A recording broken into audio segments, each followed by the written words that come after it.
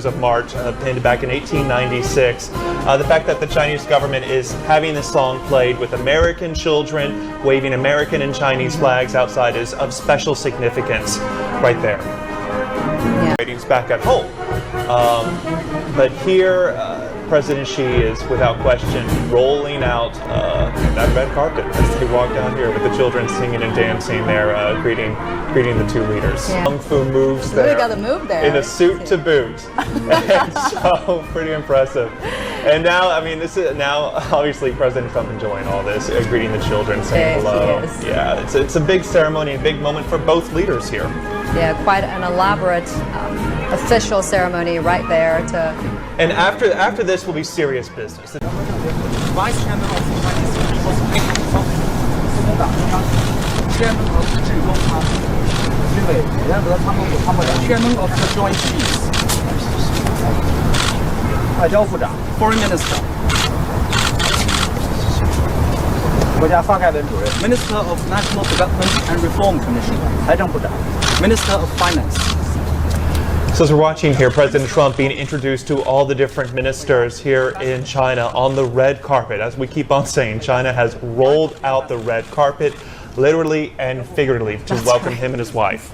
Yeah, and President Trump is being given this ceremonial reception in front of the Great Hall of the People.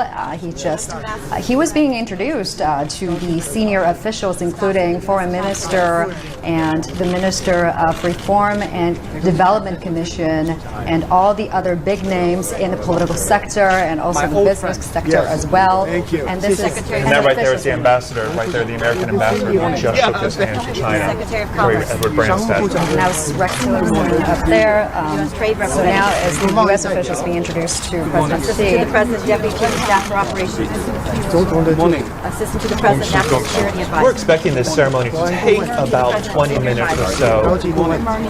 Assistant to the President, Senior Advisor for Policy. Assistant to the President, Chief of Staff, the First Lady. Assistant to the President, Director of Communications. Assistant to the President, Staff Secretary. Assistant to the President, Director of Social Media. Secretary Advisor. Assistant to the President, Press Secretary. And General Counsel.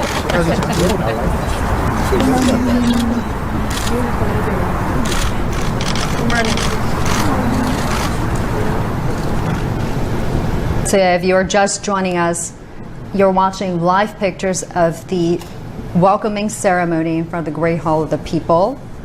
This is an important day, obviously, where the world will be watching how the bilateral ties between China and the U.S. would move forward from here, arguably the most important bilateral relationships in the world, and whether some solutions can be found to some of the most pressing security issues in the region.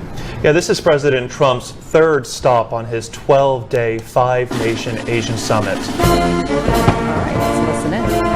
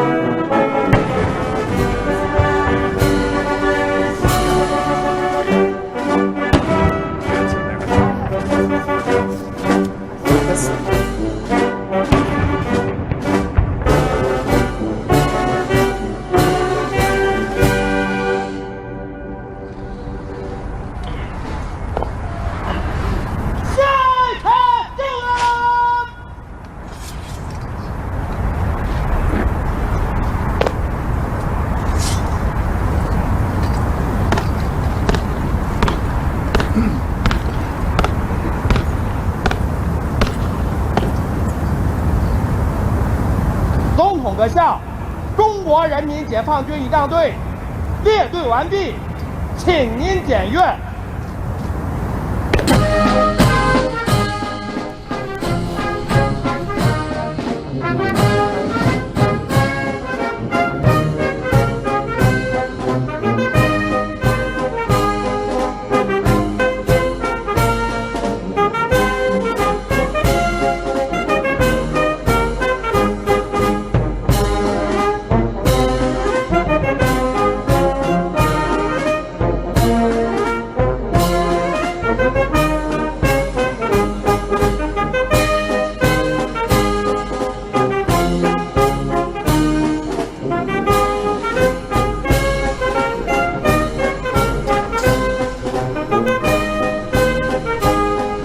You're now watching President Xi Jinping together with U.S. President Donald Trump walking along the red carpet to inspect military guard here. And the welcome ceremony in President Donald Trump's name is being held as we speak outside the Great Hall of the People. The military band had played the national anthem of the People's Republic of China and the United States, and President Trump is now inspecting the honor of guard with his Chinese counterpart now. Yeah, China's pulling out all the stops for this visit. They've called it a state visit. Plus, they are putting on a full show. We know how how President Trump definitely likes the attention, and without question, this is designed to show China's respect to President Trump and to try to forge a very long-lasting, positive relationship. Yeah, and this is their third face-to-face meeting. The first one was at Mar-a-Lago in the United States. And this song right here is actually specially chosen too. This is the Stars and Stripes Forever, which is a John Philip Sousa march penned back in 1896. The fact that the Chinese government is having this song played with American children waving American and Chinese flags outside is of special significance right there. Yeah. And today's meeting, really after last afternoon's meeting in a more relaxed setting, they were speaking to each other in a more relaxed setting, which kind of they had tea, they watched an opera. Yeah, and smoothed the relationship a little bit. And now clearly they're trying to set the mood of excitement, of energy, of positive feelings here. That's right. It's interesting to watch all this unfold here for the American president and of course the Chinese president too. Especially considering that President Trump is not enjoying incredible popularity ratings back at home. But here President Xi is without question rolling out that red carpet as they walk down here with the children singing and dancing there, greeting the two leaders. Yeah, they're waving these miniature flags, the United States flag and Chinese flag, jumping up and down. We saw one of the children earlier, which I thought was hilarious. The kid that did the kung fu moves there. Really got the move there. In a suit to boot. And so, pretty impressive. And now, obviously President Trump enjoying all this, greeting the children, saying hello. Yes. Yeah, it's a big ceremony, a big moment for both leaders here. Yeah, quite an elaborate official ceremony right there And after this will be serious business. The two leaders are going to go inside the Great Hall of the People where they have some thorny issues to discuss. It's not just the DPRK issue, but also trade, the economy. There's a lot on the agenda, so they will meet behind closed doors and spend more time together, and then emerge later on this afternoon for a series of events and high-profile meetings. Yeah, some of the issues, most pressing issues, as our guest mentioned a little earlier, would be the DPRK's nuclear program and the trade issues between the two countries. I mean, it'll be interesting to watch how U.S. President Donald Trump is going to change and adjust to a different audience now for the Chinese. He was just traveling from South Korea, giving this really big speech on the DPRK problem in front of National Assembly there in Seoul. And now he is in China. So how he will adjust that tone to his Chinese counterpart, that'll be interesting to watch. We've seen a lot of changes in President Trump's tones over the months. Yeah. We saw during the campaign he was very harsh and very critical of China. Once he got inaugurated, that tone has changed considerably. He describes President Xi as a good friend. He says they have a warm relationship, although they disagree on several big issues. DPRK is just one of them. And so we'll see what kind of impact this meeting has between the two leaders over the months and weeks ahead as they try to tackle some of these more these thornier issues. Yeah. Let me just bring our guests back in. Mr. Donnan, you know, Mr. Trump actually spoke highly about Chinese president, giving personal praises. I'm sorry, I have to pause for a little bit to let our viewers to Kind of take soak in in all the the image. atmosphere. Yeah.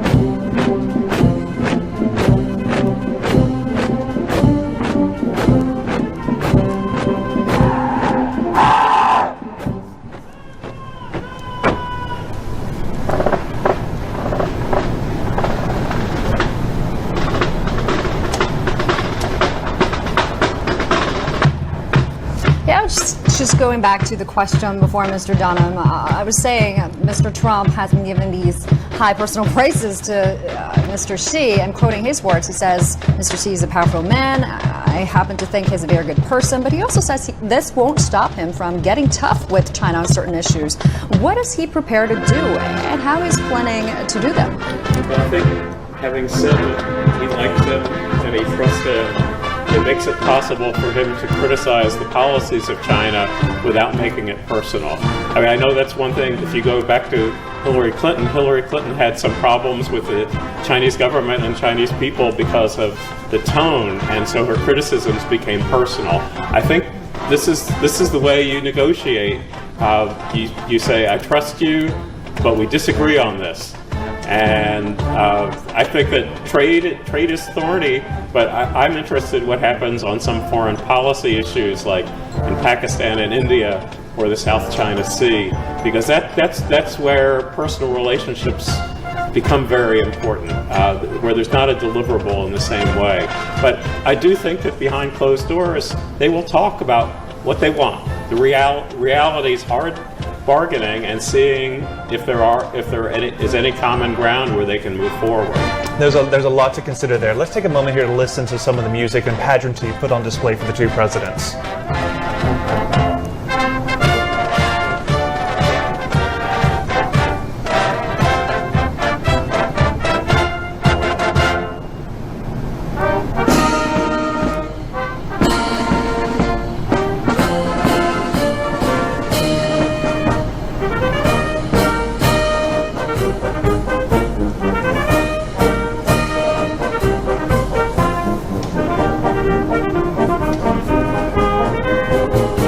So again, these are live pictures coming from the Great Hall of the People of President Xi and President Trump right there, walking side by side along the red carpet up to the steps here for this very, very special welcome to President Trump to China. That is right, and they are heading back to the Great Hall of the People where they're expected to have closed-door meetings. I've been told they're going to have 2 sessions of closed-door meetings, and they're about to deliver remarks after the first session, and when that happens, we'll obviously bring that to you live as well. And just to give you guys at home some perspective here, this is a very formal welcome ceremony that China considers its highest regard for a visiting head of state. This is not necessarily normal. This is not what a foreign leader or a foreign president might necessarily get. China really is putting on a show to make sure that President Trump feels welcome and to build a good relationship between the two leaders. That's right. As you said, the highest level for a state leader's welcoming ceremony for the 21 gun salute that's been given to President Trump. That is the highest level of military honor in this kind of setting, reserved only for heads of state. He inspected the military guard. You know, he was welcomed by Chinese American school children waving Chinese and U.S. flags. It was really Yeah, this trip has been ceremonial reception. and this trip has been peppered with all sorts of unprecedented events. The fact that the American president, Donald Trump, had dinner inside the Forbidden City yesterday with President Xi, and also a very rare special moment that is not usually enjoyed with a visiting head of state.